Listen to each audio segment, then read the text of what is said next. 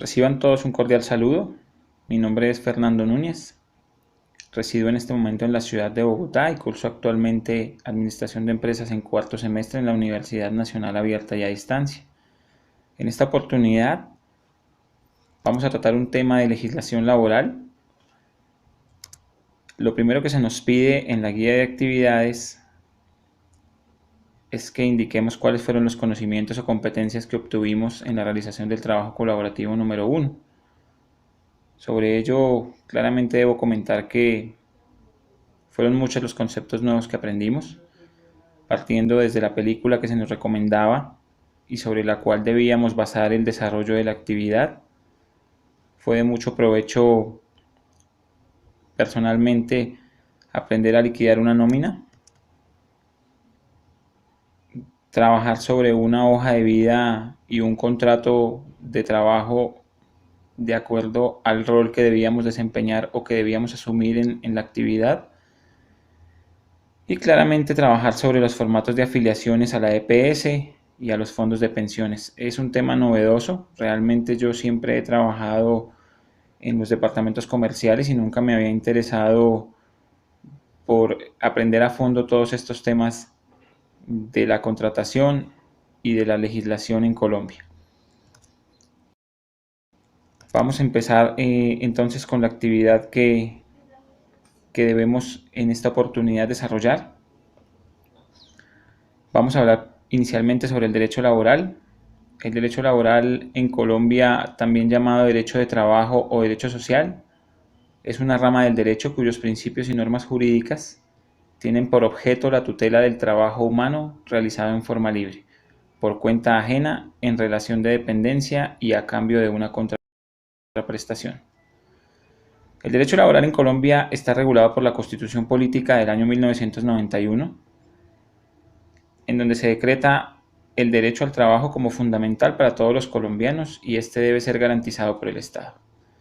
En su artículo 25, la Constitución Política indica que el trabajo es un derecho y una obligación social y goza, en todas sus modalidades, de la especial protección del Estado. Toda persona, individuo con nacionalidad colombiana, tiene derecho a un trabajo en condiciones dignas y justas. Vamos a revisar un poco lo concerniente al contrato de trabajo. El contrato de trabajo es un acuerdo en virtud del cual una persona natural se obliga a prestar un servicio personal a otra, ya sea natural o jurídica, bajo la continuada subordinación, cumpliendo órdenes e instrucciones y recibiendo por su labor una remuneración. En esta instancia encontramos que el contrato de trabajo tiene dos formas, una verbal y una escrita, y lo dividimos en tres aspectos por su duración. El contrato de trabajo puede ser a término fijo, a término indefinido o a término transitorio, que es igual al denominado obra y labor. Vamos a especificar en este caso cuáles serían las causas de la terminación o finalización de un contrato de trabajo. Entre otras, cualquiera de las siguientes causas que describiremos a continuación son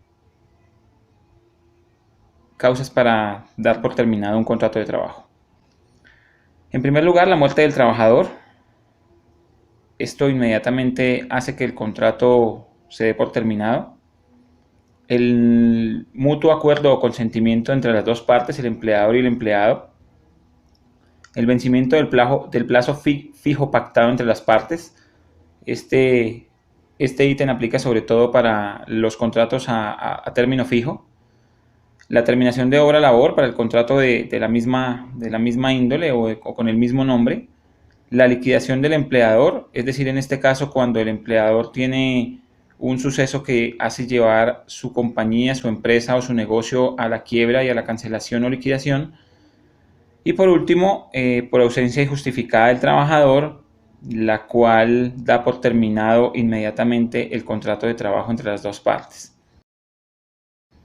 Pasemos ahora a revisar lo concerniente al salario.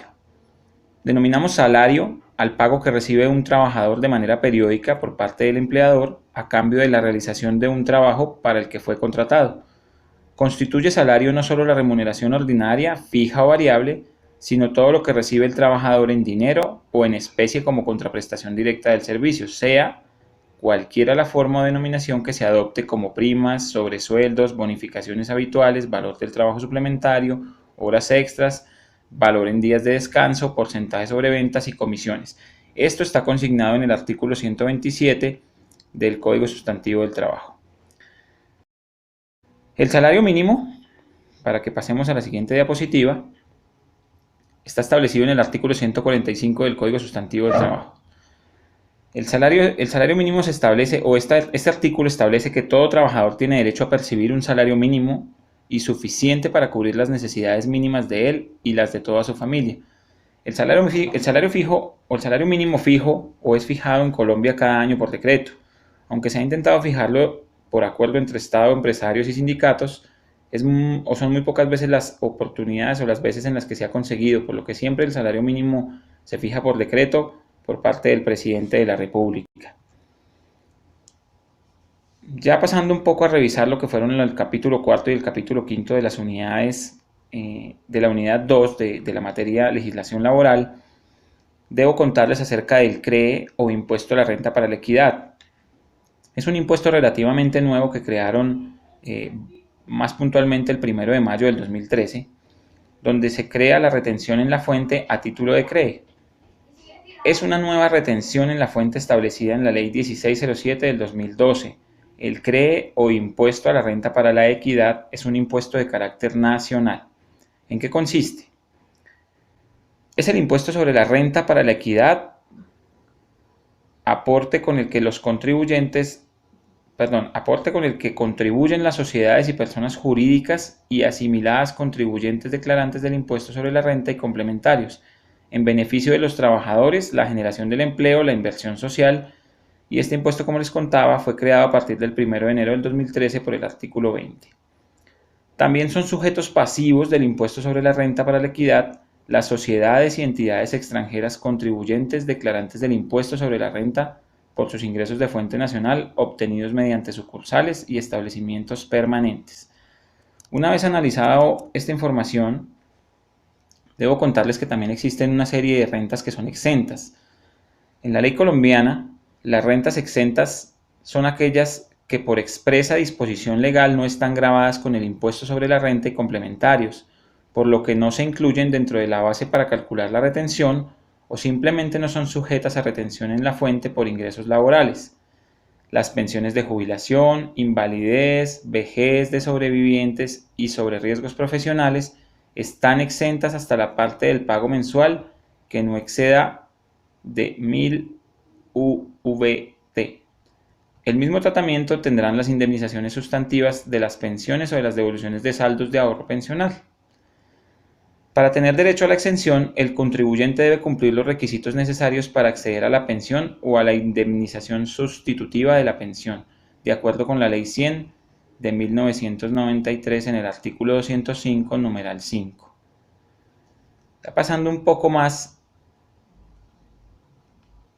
al siguiente contenido o al siguiente tema, debo hablarles sobre el certificado de ingresos y retenciones. Los empleadores deben expedir cada año, a más tardar el 18 de marzo, a sus trabajadores una relación detallada de los pagos hechos por todos los conceptos laborales, el monto de las cotizaciones a la seguridad social y el valor retenido en la fuente. El certificado de ingresos y retenciones debe expedirse en un original y 3 copias, un original y 2 copias para el empleado y una copia reposará en los archivos del empleador, esto decretado en el artículo 460 en el parágrafo 8. Todas las personas jurídicas podrán entregar los certificados de retención en la fuente en forma continua e impresa por computador sin necesidad de una firma autógrafa. El empleador debe entregar el certificado en el formulario oficial debidamente diligenciado con alguna de la siguiente información. Información que diligencia el empleador o agente de la retención, el año gravable y la ciudad donde se consiguió la retención, los apellidos y nombres del asalariado, la cédula del asalariado, la dirección del agente retenedor, el valor de los pagos es muy importante, o abonos efectuados a favor o por cuenta del asalariado, el concepto de los pagos o abonos efectuados a favor o por cuenta del asalariado, el monto de las retenciones en la fuente practicadas a lo largo del año y por supuesto la firma del pagador o del agente retenedor. Como les contaba, esta información es importante que nosotros la conozcamos. hace parte de nuestro curso de legislación laboral y obviamente es una información de vital utilidad para nuestro ejercicio cotidiano o en el día a día a partir de este curso. Espero a todos los interesados en observar este video que haya sido de gran ayuda y pues hasta una próxima oportunidad. Muchas gracias.